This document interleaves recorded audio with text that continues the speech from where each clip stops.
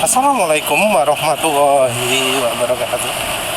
Kali ini bahas Honda Vario 160. Jadi mungkin sudah waktunya facelift barangkali ya 160 Vario itu. Tapi ya entahlah. Penulis ingin bahas Vario 160 itu karena kok rasanya ya motor yang paling banyak penulis temui itu adalah Honda Vario 160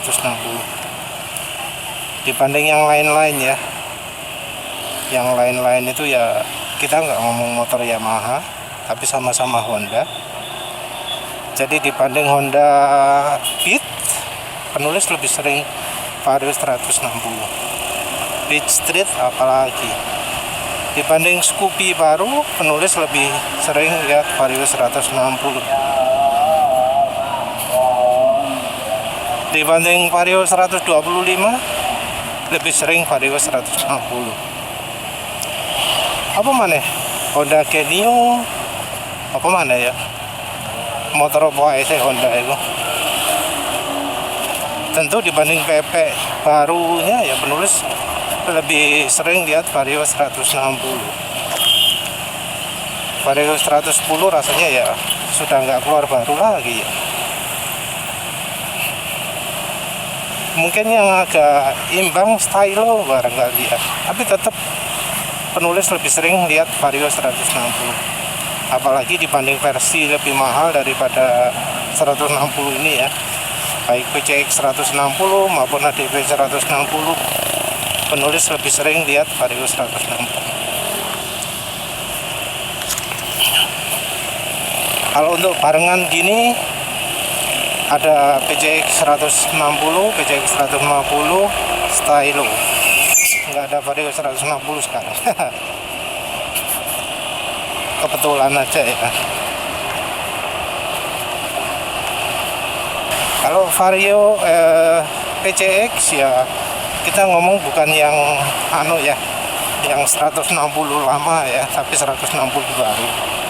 160 dashboard TFT. Duh, jangan nih. Tapi ya balik lagi sekarang ini zamannya orang lebih suka melihara motor lama ya daripada beli motor baru. Jadi yo rasanya setelah Vario facelift pun apal masih banyak yang pakai Vario 160 yang sekarang. Tapi ya lihat aja lah nanti.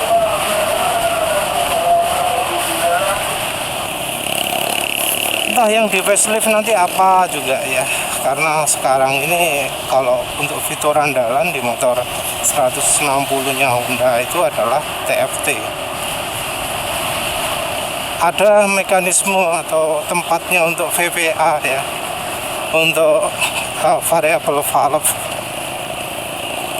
mungkin bakal disebut VVTi barangkali, atau VTEC ya, sorry.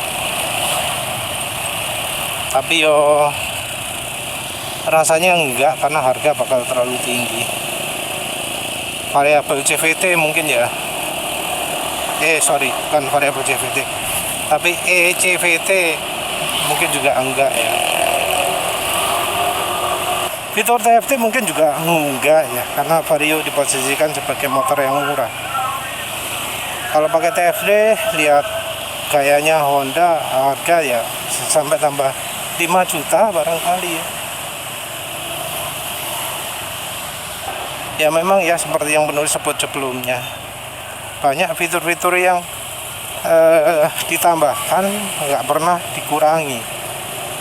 Ya ada sih yang dikurangi, tapi kebanyakan fitur itu selalu tambah gitu ya. Ada model baru tambah fitur ini, ada model baru tambah itu fitur ini.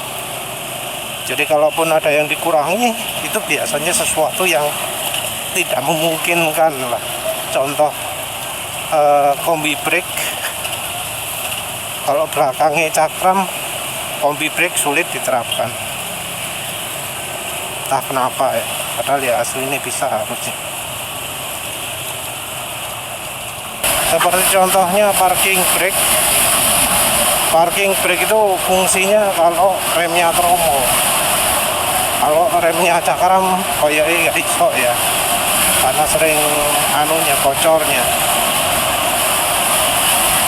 Ya mungkin ada yang menerapkan, tapi yo biasanya enggak.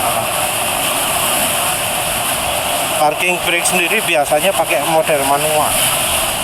Jadi kalau pakai parking brake harus ada mekanisme tambahan yang membuat ban belakang jadi ngelok. Kalau di motor SIM itu ada mekanisme tambahan ya, di bagian kaliper ya. Tapi itu kalau nggak salah dengan lever yang terpisah ya, bukan jadi satu. Nih, Vario 160. Jelas ya. Vario 160 itu modelnya paling keren ya. Apalagi kalau dilihat dari belakang. Sporty. Posisi knalpotnya, posisi lampu belakang, posisi plat nomor, modelnya dibuat ala motor lagi. Untuk tampilan belakang, menurut penulis Vario 160 itu yang ngalahkan ya, termasuk motor lagi juga. Jadi lawan PCX ya menang, lawan ADV ya menang, lawan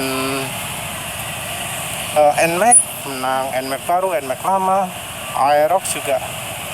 Aerox kan cuma menang ukuran ban ya, ban yang luar biasa besar. Tapi dari sisi bodi, menurut penulis lebih keren Vario 160.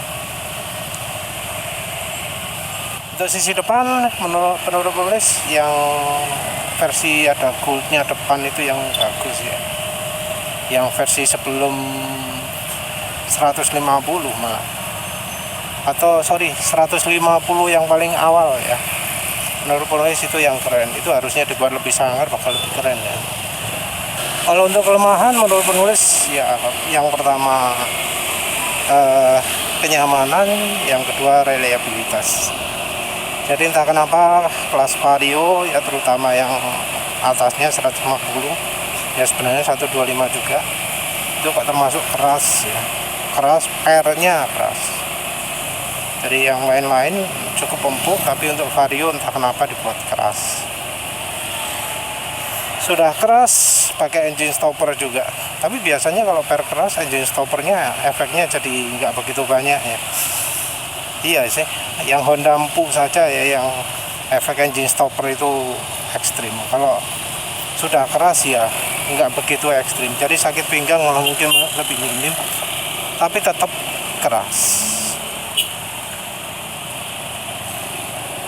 Kerasnya suspensi ini ya bisa dilihat dari ya banyak yang plat nomornya lepas ya. Jadi Vario 160 itu sering nggak ada plat nomor belakang ya, baik karena model